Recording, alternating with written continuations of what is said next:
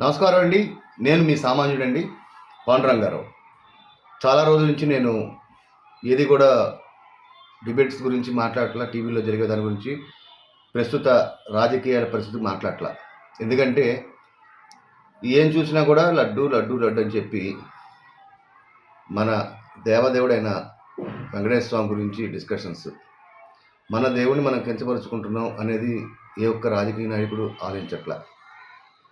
అందుకని చెప్పి ఏం చేయట్లేదండి. ఈరోజు ఎందుకు చేస్తానంటేనండి, నిన్న జగన్మోహన్ రెడ్డి గారి ప్రెస్ మీట్ పెట్టిన తర్వాత ఆయన డాక్యుమెంట్ ఎవిడెన్స్తో పెద్దది చేయండి అని టీవీలో స్క్రీనింగ్ చూపిస్తుంటే అవన్నీ అక్షర సత్యాలండి, నో డౌట్.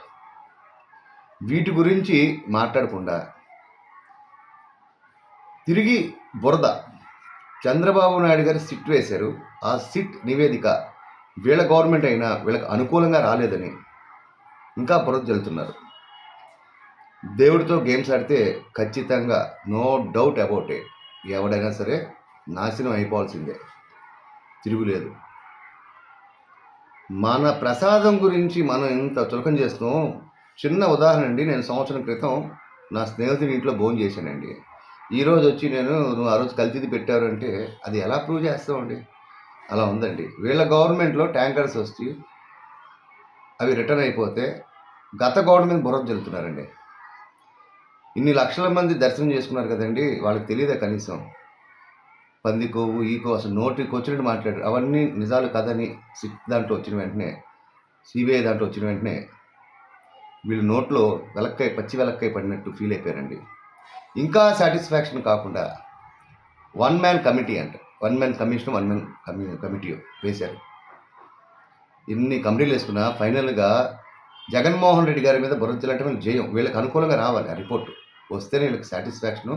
వీళ్ళ ఇగో 2,000 కోట్లు హెరిటేజ్ షేర్లు పతనం అయిపోయింది తెలుసా? 2,000 కోట్లు నష్టం హెరిటేజ్కి, తెలుసా అండి? అసలు ఎందుకు ఇది దేవుడితో పెట్టుకుంటే మీకు చూపించారు సినిమా. దయచేసి ఇప్పటికైనా సరే ప్రజల సమస్య గురించి ఒక్కడైనా మాట్లాడతాడంటే ఒక్కడు మాట్లాడు. ఒకవేళ నాలాంటి సామాన్యుడు ప్రజలకి ఈ సమస్య ఉందని చెప్తే అసలు చూసేవాళ్ళు కూడా ఎవరు నాకు ఎంకరేజ్మెంట్ ఇవ్వట్లా. వీడు చెప్తున్నాడరా మంచో ఖచ్చితంగానే. నేను డిసప్పాయింట్ అవ్వలేదండి. ప్రజలు ఇంతే అనుకున్నా. ఎందుకంటే ఫస్ట్ వాళ్ళలో మార్పు అనేది రాదు, వస్తే అన్నీ సెట్ అయిపోతాయి. ఎందుకో నాకు ఈరోజు చెప్పాలనిపించిందండి. చంద్రబాబు నాయుడు గారు చాలా పెద్ద ఆయన, కెలికింది ఆయన ఈ విషయాన్ని. ఇది చాలా సెన్సిటివ్ మ్యాటర్, ఇంకా దీని జోలికి గురించి మాట్లాడి చెప్పింది ఆయన. ఎందుకు కెలగటం, ఎందుకు మాట్లాడటం? అంత వయసు, అంత ఎక్స్పీరియన్సు, 4వసారి ముఖ్యమంత్రిగా చేస్తారు. దయచేసి ఈ టాపిక్ని ఇక్కడితో వదిలేసి, ప్రజలకు చాలా సమస్యలు ఉన్నాయి, దయచేసి దాని గురించి చర్చించండి. జగన్మోహన్ రెడ్డి గారు అసెంబ్లీకి వచ్చినా రాకపోయినా ఆయన ప్రజల తరఫున బయట నుంచి ఇదివరకు ఆయన అసలు టీవీల ముందే మొహం చూపించేవారు కాదు. కనీసం చెప్తున్నారు విత్ డాక్యుమెంట్ ఎవిడెన్స్తో. దమ్ముంటే ఇప్పుడు పరిపాలించే మన తెలుగుదేశం పార్టీ గవర్నమెంట్ వాళ్ళు ఇది తప్పని ప్రూవ్ చేయండి. ఎవరు చేయలేరు, ఎందుకంటే డాక్యుమెంట్స్ పక్కాగా చూపిస్తాడు ఆయన. ప్రూవ్ చేయలేక బురద జల్లటమే. దయచేసి ఆలోచించుకోండి, ఇది మంచి పద్ధతి కాదు.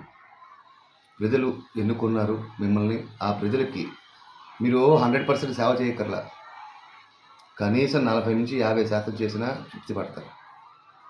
ఇవన్నీ దృష్టిలో పెట్టుకోండి. ఇప్పటికైనా వదిలేసేయండి. వెంకటేశ్వర స్వామితో గేమ్స్ ఆడిన ఏ రాజకీయ నాయకుడైనా సర్వనాశనం అవుతాడు, ఖచ్చితంగా చెప్తున్నానండి. ఆయన ఉదాహరణ చూపించారు. హెరిటేజ్ షేర్లు 2,000 కోట్ల పైన లాస్ వచ్చినాయి. ఇది దృష్టిలో ఉంచుకుని ప్రజలు సమస్యలు ఏమున్నాయో పరిష్కరించడానికి ప్రయత్నించండి. ఏమైనా తప్పులు మాట్లాడితే క్షమించండి. ఇట్లు మీ సామాన్యుడు పాండురంగారావు.